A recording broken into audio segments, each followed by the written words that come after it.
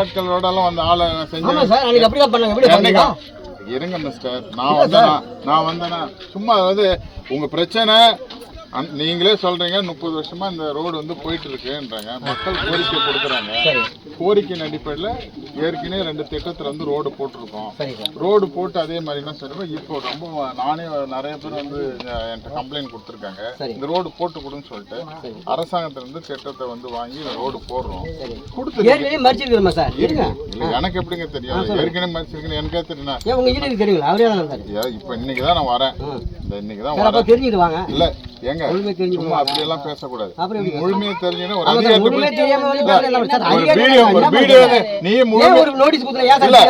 முழுமையா நான் கொடுத்துட்டு தான் இருக்கோம். ஆபீஸ் வாங்க. அப்புறம்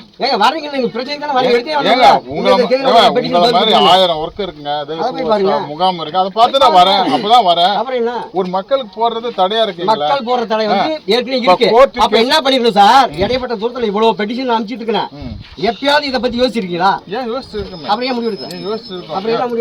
அதாவது ஏற்கனவே வந்து பல திட்டத்துல ரோடு போட்டிருக்காங்க. மக்கள் பயன்பாட்டில் இருக்கு. உங்களையும் கூட்டி பேசுறதுக்காக நாங்க அது உங்களுக்கு நான் வந்து மரியாதை கொடுக்கக்கூடாது, தகவல் கொடுக்கக்கூடாதுன்னு எல்லாம் கிடையாது. தகவல் கொடுக்கணும், மக்களுக்கும் பயனடையணும். நீங்கள் என்ன ஏது இருக்குன்னு சொல்லிட்டு கேட்கறதுக்காக நாங்க வந்து தபால் அணைச்சிருக்குங்க. தபால் வாங்க.